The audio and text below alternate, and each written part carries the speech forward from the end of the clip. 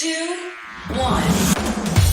7 things you probably didn't know you need to know. I'm Jamie East, and this is the Smart 7. Good morning, everybody. It's Wednesday, the 7th of December, and it's National Cotton Candy Day. And a big happy birthday to John Terry, Nicholas Holt, and Emily Browning.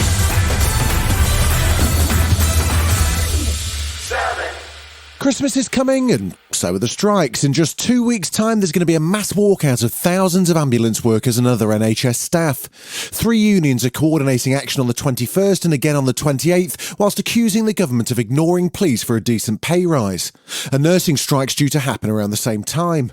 The Unite Union's One Kassab told Sky News they've no choice but to walk out, with some workers now relying on food banks. It takes, I think, some brass neck for ministers who have subsidised lunches to be telling our members who are now relying on food banks that they shouldn't be taking action on pay, and to somehow imply that we are holding the country to ransom. And after pay talks broke down, RMT members at Network Rail also announced fresh industrial action starting on the 24th of December and returning to work on the 27th.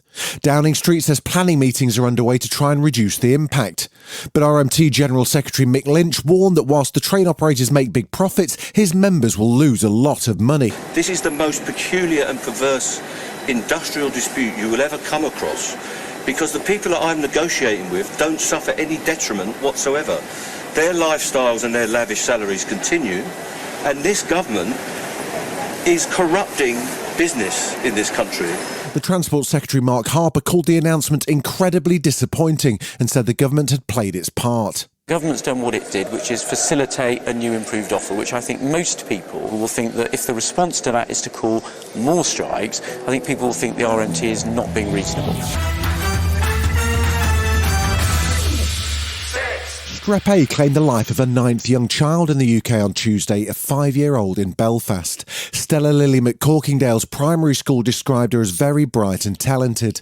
The previous 8 deaths have all been in England and Wales. Schools Minister Nick Gibb says antibiotics could be given to entire year groups where there are cases of the bacterial infection to stop it spreading. And what the UK Health and Security Agency are doing is they're working closely with the schools involved and giving very specific advice to those schools, which may involve use of penicillin and so on. Deputy Director of the UK Health Security Agency, Dr Colin Brown, says it's hard to know what's causing the jump in cases. I think it's difficult to know. It's probably multifactorial. We're seeing over the last number of years altered presentations and differences in immunity for a variety of infections.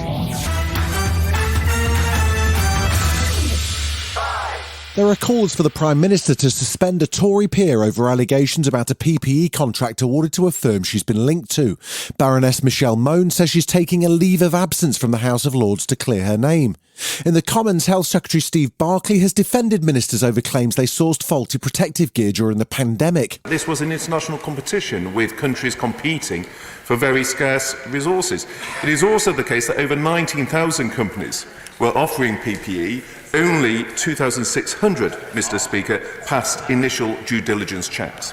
Labour's Deputy Leader Angela Rayner is calling for the full figures and documents on PPE contracts to be released. I mean, this company wasn't even formed, it wasn't even registered when Baroness Mone approached ministers to get this contract. So I want the documents to be given to the Public Accounts Committee and for that money to be accountable. I want people to see what's happened here.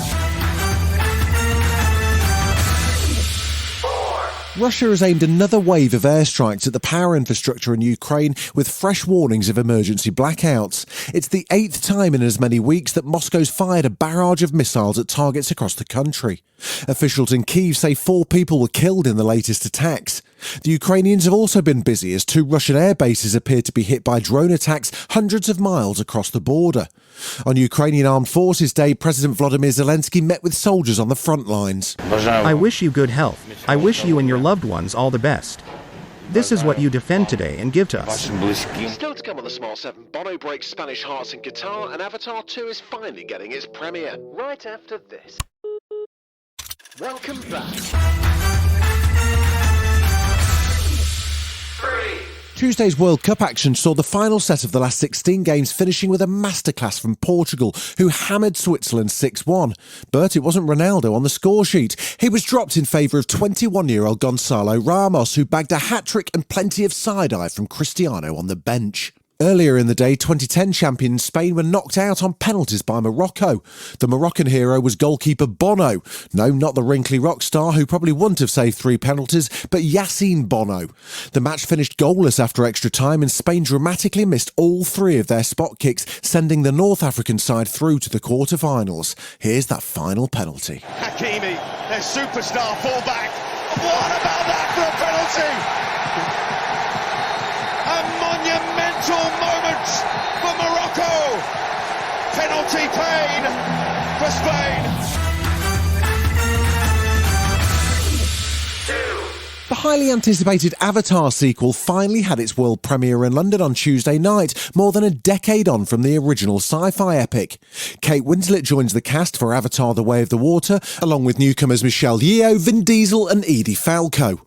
It's due out in cinemas next Friday, and director James Cameron told The One Show why he chose blue for the characters. Well, I mean, all the other colors were taken, you know, if you think about it. The Hulk is green, SpongeBob was yellow, right?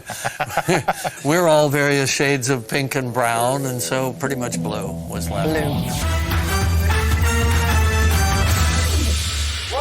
Eddie Murphy is back after a year-long break. He plays a dubious dad grilling his daughter's unimpressive fiancée, played by Jonah Hill, in a teaser trailer for Netflix's upcoming comedy You People. The 61-year-old's joined by Nia Long, aka his suspicious wife, for a tense first encounter.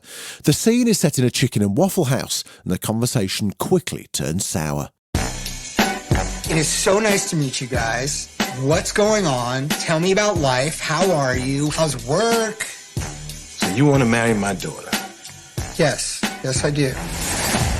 So do you hang out in the hood all the time, or do you just come up here for our food and women? It's a valid question. It is. This has been The Smart 7. Wherever you're listening, do us a favour and hit the follow button. We'll be back tomorrow at 7 a.m. Have a great day. Written, produced and published by Daft Dog.